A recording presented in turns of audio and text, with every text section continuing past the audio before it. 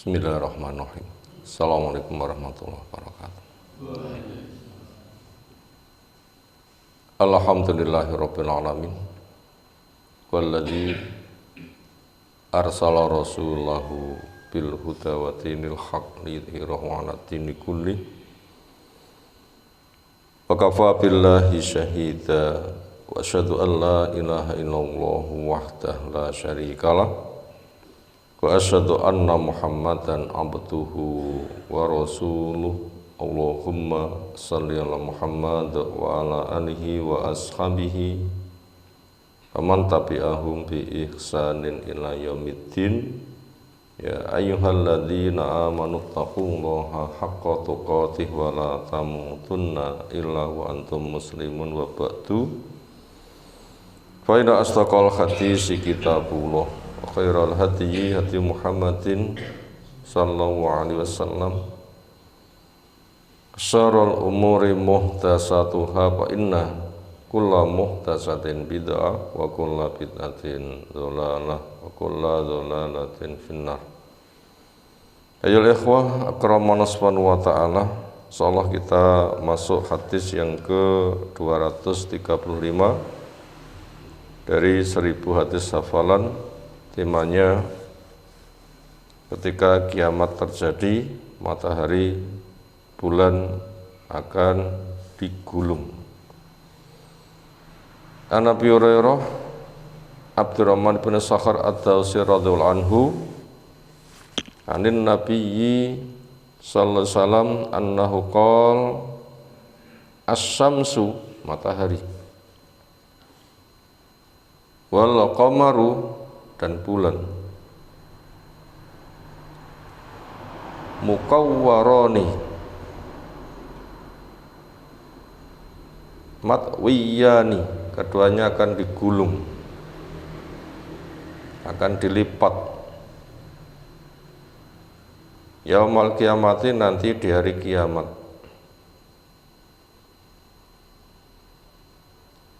Lalu dikemanakan?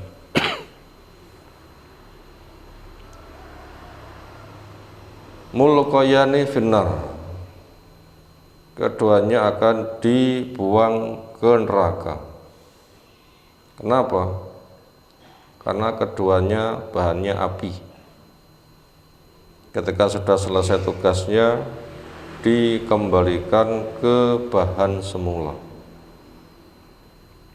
Wallahu alam, itu diantara tafsirannya seperti itu tentang dikemanakan nanti. Rawal Bukhari, meriwayatkannya Imam Bukhari rahimahullah ta'ala. Apa saja pelajaran yang bisa diambil dari hadis di atas? Pertama,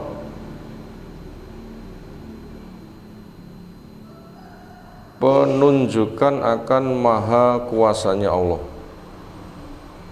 Penunjukan akan maha kuasanya Allah.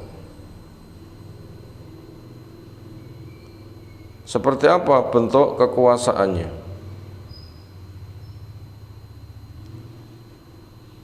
Bumi yang kita pijak ketika kita menjalani ke sana kemari itu luasnya gak karuh-karuan.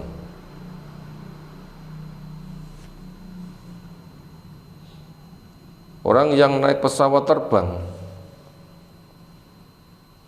entah kemana lalu memandang ke bawah, bisa dirasakan luasnya alam raya.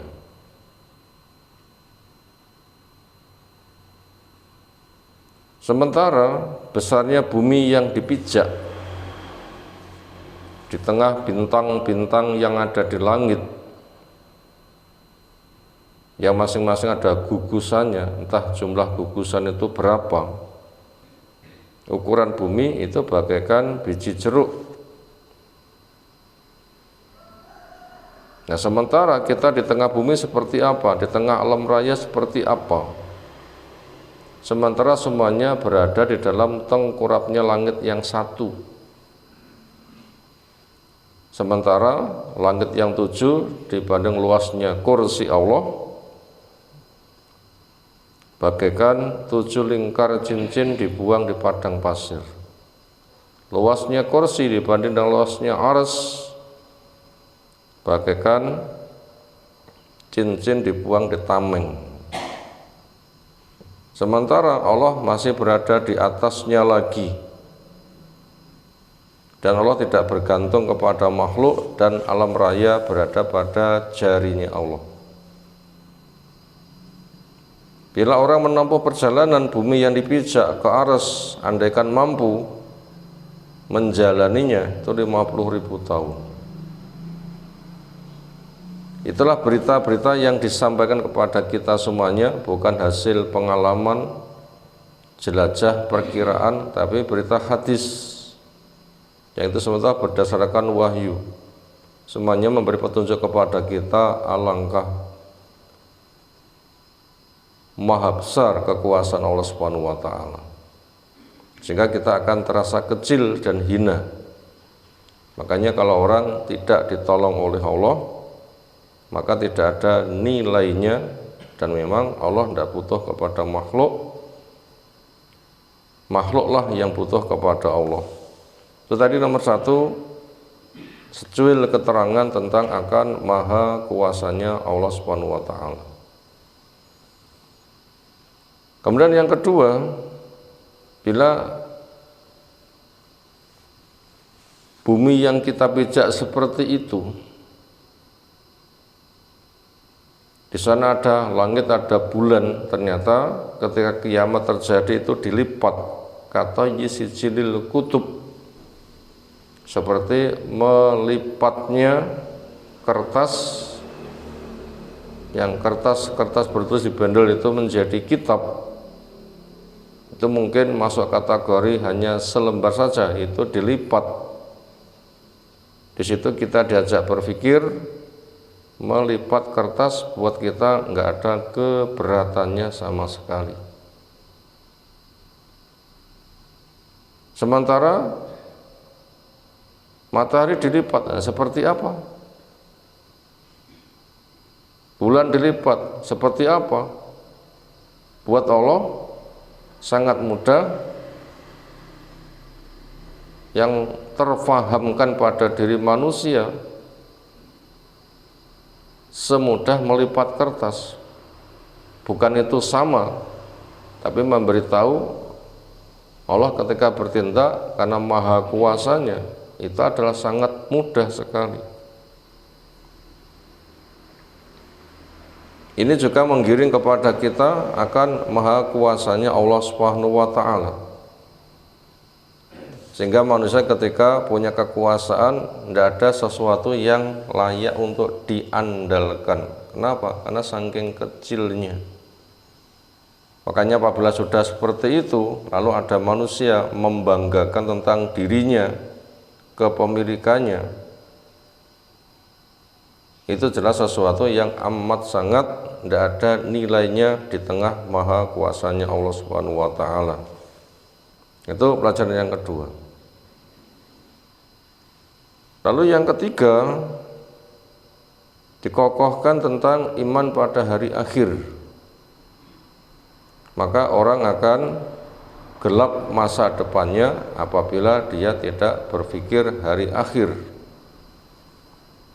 Putaran dunia berakhir, akan masuk kepada putaran terakhir setelah dihancurkannya alam raya, langit diganti dengan langit lainnya, buminya, manusia nanti akan dibangkitkan, dihisab dan dibalas, sehingga yang ada surga neraka. Itu namanya akan adanya hari akhir. Maksud harus mengokohkannya dan nanti akan begitu, lalu menyiapkannya. Apabila orang tidak ada kekokohan iman pada hari akhir, yang ada itu hanya kegelapan. Termasuk para filosofis yang hanya mengedepankan akal, yang cakupan akal hanya berpikir dunia saja, karena akal nggak bisa menembus alam gaib. Maka bila orang bertumbuh hanya semata akal, itu nanti akan jadi orang yang paling rugi, karena dunia semakin dikejar bukan semakin didapatkan, karena ujung-ujungnya akan tua. Bila sudah tua tidak bisa menikmati dunia, apalagi mati nggak ada yang dibawa, toh andaikan dibawa juga barang yang sia-sia karena akan ditimbun, nanti akan rusak, sementara mencarinya modalnya sudah habis-habisan. Ternyata kerjanya hanya nihil yang ia dapatkan. Maka apabila orang hanya seperti itu akan jadi paling rugi, paling stres karena betul-betul gelap masa depannya. Tapi apabila ada keyakinan kuat akan iman pada hari akhir, sebagaimana terjelaskan di atas, sehingga dia akan menggapai puncak sukses. Dan disitu nanti akan cerah masa depannya. Apa puncak sukses? Faman zuhziha 'anil nar wa udkhilal jannah faqad faz wa mal hayatud dunya illa mataul ghurur. Siapa yang diselamatkan dari neraka lalu dimasukkan ke dalam surga, betul-betul beruntung. Sementara dunia itu adalah ghurur, sesuatu yang kayak fata morgana. Buat orang yang haus, kondisi panas, lapangan terbuka, di depan sana seolah ada air, saking hausnya dia punya semangat mengejarnya, ternyata kosong, nggak ada apa-apanya. Itulah dunia, mataul ghurur. Makanya orang akan bekerja keras menggapai mata yang asli kehidupan. Di sana ada kesenangan, yaitu terselamatkan dari neraka, masuk ke dalam surga. Ini akan mendorong kerja kerasnya orang, nanti akan betul-betul bermanfaat. Makanya orang dikatakan bahagia itu ketika menabung masa depannya, sehingga pengorbanan apapun yang ia kerjakan itu merasa punya tabungan, sehingga akan menenteramkan jiwa. Itu cocok dengan fitrahnya. Memang dari surga orang dicipta, ke sana akan kembali, maka di dunia menyiapkannya. Ketika dia punya persiapan, nah di situ nanti akan ada ketentramannya. Makanya zikir pada itu menenteramkan jiwa, karena jelas apa yang hendak digapainya. Kemudian pelajaran yang keempat, menunjukkan kedunguan orang yang menyembah kepada makhluk, menyembah matahari, menyembah bulan, menyembah bintang-bintang,